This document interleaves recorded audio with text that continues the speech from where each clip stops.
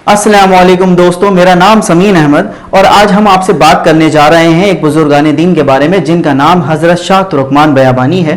और जब शाहजहां ने शाहजहानाबाद भी नहीं बसाया था, ये दरगाह उससे भी पुरानी है और इनका इंतकाल सन 1240 एडी में हुआ और इन्हीं के नाम के ऊपर दिल्ली के चारों गेटों में से एक गेट है तुर्कमान गेट। ये तुर्कमान गेट इन्हीं के नाम पे रखा गया। अगर हम बयाबान वर्ड का देखें तो बयाबान वर्ड का मतलब क्या है? बयाबान का मतलब है वीराना यानी जंगल। इनके नाम में बयाबान वर्ड इसीलिए जुड़ा क्योंकि ये एक बयाबानी ग्रुप को बिलोंग करते थे जो बयाबान में यानी वीराने में या फिर जंगल में सुकून की जगह पर इबादत करना पसंद करते थे।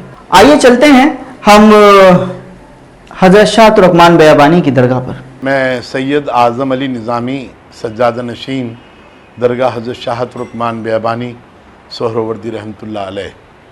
हम आज जहाँ मौजूद हैं ये पुरानी दिल्ली, जिसको हम दूसरे लफ्ज़ों में शाहजहांआबाद भी कहते हैं, उसके एक हिस्से तुर्कमान गेट, जिसको तारीख़ी दरवाज़ा तुर्कमान गेट भी कहते हैं, यहाँ पर मौजूद हैं।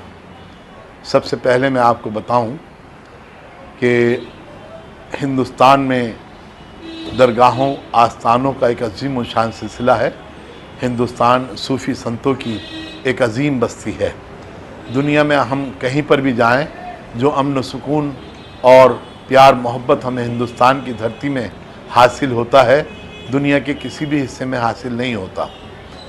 तुर्कमान गेट कई एतबार से, तारीख़ी एतबार से हम देखें तो अपनी अहमियत का एक हामिल है। यहाँ पर सियासी, समाजी, अदबी, रूहानी शख्सियात का बेहद अमल और दखल रहा है। जहाँ पर आज हम मौजूद हैं, ये एक अजीम शान बुज़ुर्ग हज़रत शाह तुर्कमान बयाबानी सोहरावर्दी रहमतुल्लाह अलैह का आरामगाह है, उनका ये आस्थाना है। और ये हमारे तमाम हिंदू, मुसलमान, सिख, ईसाई, अमीर, गरीब, मालदार लोगों का एक शानदार रूहानी मरकज़ है। यहाँ पर लोग अपनी अक़ीदत के फूल लेकर आते हैं और पेश करते हैं और अपनी मुरादों को यहाँ पर पूरा करने की दुआएं मांगते हैं। आप हिंदुस्तान में कहीं पर भी जाइए, किसी भी मजहबी इबादतगाह में जाइए, मंदिर में जाएंगे आपको हिंदू मिलेंगे, गुरुद्वारे में जाइए आपको सिख मिलेंगे, चर्च में जाइए आपको ईसाई मिलेंगे, मस्जिद में जाइए आपको मुसलमान मिलेंगे। लेकिन हिंदुस्तान की अज़ीमुश्शान दरगाहें एक ऐसा शानदार सितारा है जहाँ हिंदू, मुसलमान, सिख, ईसाई, अमीर, गरीब, मालदार, हर किस्म के लोग एक ही नियत लेकर हाजिर होते हैं और अपना खिराज अक़ीदत इनके बुज़ुर्गों के आस्थाने पर पेश करते हैं। असल में देखा जाए तो सेकुलरिज़म का यही एक ख़ास मकसद है और हमें सही और सच्चा ईमानदाराना सेकुलरिज़म सिर्फ दरगाहों के अलावा और कहीं आपको नज़र नहीं आएगा। साफ सी बात यह है कि जब ये यहाँ पर हिंदुस्तान की तारीख़ पर नज़र डालें तो हिंदुस्तान सूफ़ी संतों का, ऋषि मुनियों का एक अजीम शान मुल्क है। सूफ़ी संतों ने, सूफ़ियों ने, इनके किरदार को आप देखें तो हिंदुस्तान में हर जगह इन्होंने लोगों के साथ अमन, मोहब्बत, प्यार मोहब्बत का सबक दिया और सबको एक दूसरे के साथ जोड़ा। जिस दौर में हिंदुस्तान में ख्वाजा गरीब नवाज़ तशरीफ़ लाए, उस वक्त यकीनन हिंदुस्तान का एक अजीब दौर रहा होगा, लेकिन उस दौर में इनके साथ लोग जुड़ते चले गए और एक कारवां बनता चला गया। आज हम देखें ख्वाजा गरीब नवाज़ का उर्स शरीफ शुरू होता है तो लोगों के जत्थे न सिर्फ हिंदुस्तान से बल्कि हिंदुस्तान से बाहर गैर ममालिक से भी लोग अपना खिराज अक़ीदत पेश करने के लिए आते हैं।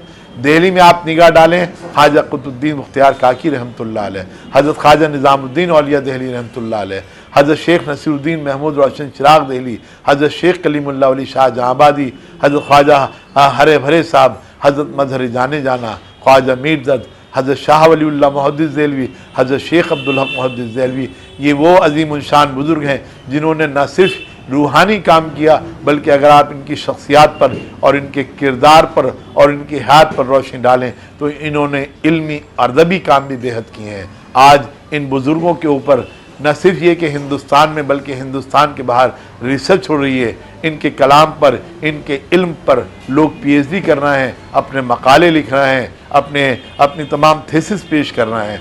इस तरीके से हम हज़रत शाह तुर्कमान बियाबानी सोहरवर्दी रहमतुल्लाह अलैह की हयात व खिदमात पर रोशनी डालें तो देखा जाए हज़रत तुर्कमानिस्तान से तशरीफ़ लेकर के आए, हिंदुस्तान को अपना वतन बना लिया, हिंदुस्तान को अपनी जाए ज़मीन बना लिया, हिंदुस्तान में अपना दिल बसा लिया।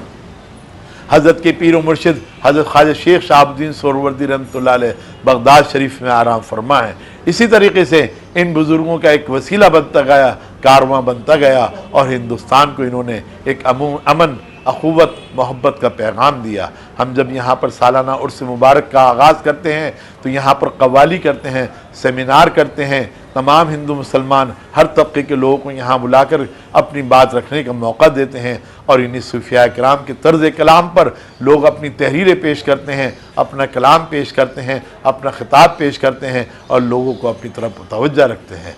हम यकीनन इस बात के लिए शुक्रगुजार हैं कि हिंदुस्तान की सरज़मीन ने इन सूफिया किराम को अपनी अहमियत दी और इन पर आज हिंदुस्तान में न सिर्फ ये कि अवामी सतह पर बल्कि सरकारी सतह पर भी कुछ ऐसे इक़दाम हो रहे हैं कि इनसे लोग जुड़ते गए हैं। अब जब ये सूफिया किराम गैर ममालिक से यहाँ आए तो आज हम ये देखें तो इंटरनेशनल रिलेशनशिप जो हमारे कायम हो रहे हैं, इंटरनेशनल लेवल पे जो दोस्ताना ताल्लुकात कायम हो रहे हैं, तो वहाँ से इन बुज़ुर्गों के ज़रिए से भी फैज़ हासिल हो रहा है। जब यहाँ पर तुर्कमानिस्तान रशिया गवर्नमेंट से आज़ाद हुआ तो वहाँ के प्रेसिडेंट हुकूमत हिंद की दावत पर मोहतरम अटल बिहारी वाजपेयी के दौर में हिंदुस्तान तशरीफ़ लेकर के आए। इस दरगाह पर भी उन्होंने हाज़िरी दी, यहाँ पर अक़ीदत के फूल पेश किए और मुझे भी हिंदुस्तान की नुमाइंदगी करने का तुर्कमानिस्तान में एजाज़ हासिल हुआ। मैंने वहाँ जाकर अपने हिंदुस्तान की मोहब्बत की, वहाँ पर तमाम हालात पेश किए। लोग मुतासिर हुए कि हिंदुस्तान जैसे अज़ीमुल मर्तबतुल अज़ीमुल शान मुल्क में, इस ज़रख़ेज़ ज़मीन में हमारे लोग वहाँ पर मोहब्बत, अख़ुवत का पैगाम दे रहे हैं। और यकीनन आने वाली नस्लें हर साल जिस तरीके से अपना खिराज अक़ीदत यहाँ पेश करते हैं, उससे हमें एहसास होता है कि हमारे इन बुज़ुर्गों ने अपनी कुर्बानियाँ पेश की, अपनी खिराज अक़ीदत पेश किए, लोगों के साथ मोहब्बत दी। इन्हीं कुर्बानियों की वजह से जब हम कहते हैं गौतम की जन्मभूमि है जो राम सदन है वीर का स्थान जहाँ कृष्ण का वन है, नानक की है धरती चिश्ती का चमन है, गीता की है नानक की है धरती चिश्ती का चमन है, गीता की है धरती कुरआन का चलन है, वो देश जहाँ शेख व ब्राह्मण का मिलन है, वो मेरा वतन मेरा वतन मेरा वतन है। अब आप देखिए हज़रत शाह तुर्कमान बियाबानी सोहरवर्दी रहमतुल्लाह अलैह नाम है इनका। बियाबानी एक जंगल को कहते हैं। जिस वक्त यहाँ ये तशरीफ़ लेकर के आए जंगल बियाबान था, इसी तरीके से यहाँ पर ये आकर बैठ गए और लोगों को मोहब्बत का अपना पैगाम देते रहे। ऐसे इनके बहुत से मौजूज़ात हैं। उस ज़माने में क्या मौजूज़ात थे? यकीनन ये थे, हम तारीख़ के अवराक़ को पलट कर देखें तो रज़िया सुल्तान जो हिंदुस्तान की एक शानदार हुक्मरान रही है, वो भी हज़रत की मुरीद थी और हज़रत से अक़ीदत रखती थी। जब यहाँ पर जाहिर सी बात है वो इनकी हयात के बाद इनकी मुरीद हुई और इनसे अक़ीदत रखी और इनसे अपना फैज़ भी हासिल किया।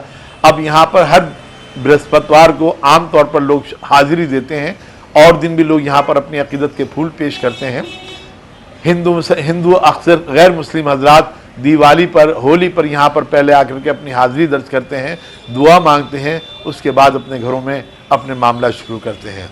किसी के यहाँ शादी ब्याह होती है तो हज़रत की खिदमत में आकर अपनी अक़ीदत के फूल पेश करते हैं और उसी एतबार से वो अपने बुज़ुर्गों का आशीर्वाद लेकर के इस बात को शुभ समझते हैं कि हमने अपने बुज़ुर्गों का आशीर्वाद ले लिया है जो पुरखों से हमारे बुज़ुर्ग हैं, और अपने घर में वो अपनी खुशियों के मामलात को शुरू करते हैं। यहाँ पर आज हम बृहस्पतिवार के दिन देखें तो बहुत से ऐसे परेशान हाल लोग अपनी दुआएं, अपनी मुरादें लेकर पेश होते हैं जिनके मामलात अल्लाह ताला इन बुज़ुर्गों के फज़ल करम से, इनकी सिफारिशों से, इनकी दुआओं से उनके मामलात हल करता है। बहुत से बे औलाद अपनी औलादों की ख्वाहिश के लिए यहाँ आते हैं, बहुत सी बहन बेटियों के रिश्तों के मामले होते हैं वो यहाँ दर्ज कराते हैं, बहुत से बीमार अपनी शिफाओं के लिए आते हैं, बहुत से परेशान हाल कारोबार से लोग परेशान हाली के लिए आते हैं कि अल्लाह ताला हमारी परेशानियों को दूर फरमा दे। इस तरीके से हम देखें तो ऐसे बहुत से मामलात हमारी निगाह में हैं कि लोग अपनी मुरादें लेकर पेश हो रहे हैं और अल्लाह ताला अपने फज़ल व करम से इन बुज़ुर्गों के वसीले से उनकी तमाम दुआओं को सुन रहा है।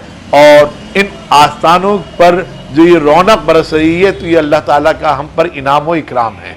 और हम इस इनाम और इकराम को इसी फैज़ के ज़रिए से हासिल करते हैं कि इनकी दरगाह में हाजिर हुए। मुसलमान है तो उसने कुरान पढ़ा, फातिहा पढ़ी और उसी अदबार से उसने अपनी साले सवाब पहुँचाया। गैर मुस्लिम आया, उसने अपने हाथ जोड़े, अपनी अकीदत के फूल पेश किए और सरकार में अपनी हाजिरी दर्ज कराई। अल्लाह ताला ने उससे सुन ली। अल्लाह ताला के यहाँ तो और इन बुजुर्गों के यहाँ के हम तरीक़ाकार को देखें तो इनका एक ज़रिया ये रहा है कि आपस में मोहब्बत को तकसीम करो। हज़रत शेख अब्दुल कादिर जिलानी फरमाते हैं कि मैंने नेकियों के दफ्तर को तलाश किया कि सबसे अच्छी नेकी कौन सी है, तो पता ये लगा कि गरीबों को खाना खिलाओ, बीमारों की इयादत करो, परेशान लोगों की परेशानियों को दूर करो। क्या फरमाते हैं तो शेख अब्दुल कादिर जिलानी कि गरीबों को खाना खिलाओ। अब आप किसी भी दरगाह पे देख लीजिए, किसी भी जगह देख लीजिए, तो वहाँ पर खाना खिलाने का या गरीबों को लंगर बांटने का, जिसको हम लंगर कहते हैं, लंगर बांटा जाता है। वहाँ पर दाल रोटी बांटी जाती है और इस तरीके की खाने बांटे जाते हैं जो हिंदू, मुसलमान, सिख, ईसाई बगैर किसी उलझन और परेशानी के उस खाने को खा लें। अब यहाँ पर हर जुमेरात को लोग आते हैं, कोई जर्दा पेश कर रहा है, कोई मूंग पुलाव पेश कर रहा है, कोई मटर पुलाव पेश कर रहा है, वो अपनी अकीदत के फूल पेश कर रहा है। इसी तरीके से लोग अपनी मुरादों को पूरा कर रहे हैं। और इसी तरीके से आप हज़रत निज़ामुद्दीन औलिया में जाएँ, हज़रत ख्वाजा कुतुब साहब में जाएँ, ख्वाजा गरीब नवाज में जाएँ, जहाँ पर भी आपको जाएंगे लंगर एक सिस्टम बना हुआ है। दूसरी इबादत गाहों में भी आप जाइए, वहाँ पर भी लंगर का सिलसिला कायम है। लंगर क्यों कायम है? ताकि परेशान हाल लोगों की परेशानियों को दूर किया जाए और जो परेशान हाल हैं उनके मामलात को आसान किया जाए। अगर हम तारीख़ के सफ़ात को पलटें तो हमें एहसास होता है कि हिंदुस्तान के रोज़मर्रा की ज़िंदगी के मामूलात में सूफिया किराम का अमली तौर पर एक शानदार कदम रहा है। हिंदुस्तान में जब हज़रत शाह तुर्कमान बियाबानी सोहरावर्दी रहमतुल्लाह अलैह जहाँ पर हम आज मौजूद हैं, इनका एक शानदार कदम यही रहा कि जिस वक्त यहाँ आए तो हिंदुस्तान की सरज़मीन में बहुत से ऐसे मामलात थे जो कि अवाम उन्नास के लिए बेहतर नहीं थे, लेकिन इन्होंने यहाँ पर बैठकर लोगों के साथ यहाँ बैठ गए और अपनी खिदमात शुरू कर दी। और जो मफलूक हाल, परेशान हाल लोग थे, वो इनके पास आकर अपनी परेशानियों को इजहार करते और ये अपनी दुआओं से, अपनी अमली इक़दाम से उन परेशानियों को दूर करते। यहाँ पर उस ज़माने में कोई ऐसी चीज़ नहीं थी कि जिसको हम बतौर ख़ास जिक्र कर सकें, क्योंकि ये जंगल और बेयाबान था, इनके नाम के साथ बेयाबान जुड़ा हुआ है। जब यहाँ लोग मिलते गए, कारवां भी बनता गया और यही मौजूज़ात जो आम आदमी की परेशानियों को दूर करते हैं, यही इनके मौजूज़ात होते हैं। आज की तारीख़ में ये 1000 साल पहले तुर्कमानिस्तान से यहाँ तशरीफ़ लेकर के आया। सबसे पहली बात हम देखें, सियासी अवामी तौर पर भी देखें तो आज तुर्कमानिस्तान के हिंदुस्तान से अजीम उलशान ताल्लुकात मौजूद हैं। सबसे बड़ा कारनामा तो इनका यही है कि दो मुल्कों के दरमियान में एक दोस्ती का पुल बने हुए हैं। और दूसरी तरीके पे हम देखें तो आम लोग, गरीब लोग जो यहाँ पर अपनी दुआएं पेश करते हैं, उनकी दुआएं अल्लाह ताला कबूल करता है और उनके मौजूज़ात से आज इन मज़ारात पर तमाम कौमों के लोग अपने नुमाइंदा हाजिर होकर अपनी दुआएं पेश कर रहे हैं। हर साल हम यहाँ पर उर्स भी करते हैं तो लोग अपनी अकीदत के तौर पर अपने अपने मामलात भी अंजाम देते हैं। तो रोज़ाना यहाँ पर कोई अपनी औलाद के लिए दुआ कर रहा है, कोई अपनी बीमारी के लिए दुआ कर रहा है, कोई अपने रोज़गार के लिए दुआ कर रहा है, कोई अपने कर्जे के लिए दुआ कर रहा है। तो रोज़ाना यही मौज़े जो हैं उनकी ज़िंदगी में हैं, लोगों की आम जिंदगी में उनके मौज़े हैं। और सबसे पहली बात ये बात तो हो ही गई। दूसरी बात ये कि हम सेकुलरिज्म की तालीम दे रहे हैं, डेमोक्रेसी जिसे सेकुलरिज्म कहते हैं, और सेकुलरिज्म पर एक बड़ा जोर होता है। उसी के तहत दरगाहों पे आप देखिए तमाम लोगों के लोग यहाँ पर शरीक होते हैं, अपनी दुआएं पेश करते हैं। यही इनके मौजूज़ात हैं। और अगर हम देखें ज़ाती ज़िंदगी में कोई मौजूज़ा हासिल करें, ये सबसे बड़ा मौजूज़ा यही कि लोग यहाँ पर हाजिर होकर के अपनी दुआएं मांग रहे हैं और उनकी दुआएं कबूल कर रहा है। और तमाम इनके हिंदुस्तान में इन लोगों का मरकज़ जो है अमन और आश्ती का मरकज़ बन गया है। ये तमाम चीज़ें हैं। हम यहाँ पर जब इकट्ठा होते हैं तो लोगों से दुआएं करते हैं, लोग हमसे दुआओं के लिए इल्तिजा करते हैं कि दुआ कीजिए, तो हम सरकार में दुआ करते हैं, अल्लाह या रब्बुल आलमीन तो हम सब की दुआओं को कबूल फरमा, परेशान हाल लोगों की परेशानियों को दूर फरमा, बेरोज़गारों को रोज़गार अता फरमा, बे औलादों को औलाद अता फरमा, परेशान हालों की परेशानियों को दूर फरमा। या रब्बुल आलमीन, हम गुनहगार हैं, खताकार हैं, सियाकार हैं। ए अल्लाह, हम तेरे ही आगे हाथ फैलाते हैं, तुझी से तलब करते हैं, तू ही अता फरमाने वाला है। ए अल्लाह, हमें मांगने का सलीका नहीं आता। या रब्बुल आलमीन, साहिब आस्ताना के सदक़े में, आक़ाए नामदार के सदक़े में, शहीदान करबला के सदक़े में, अहले सलासिल के सदक़े में हमारी दुआओं को कबूल फरमा।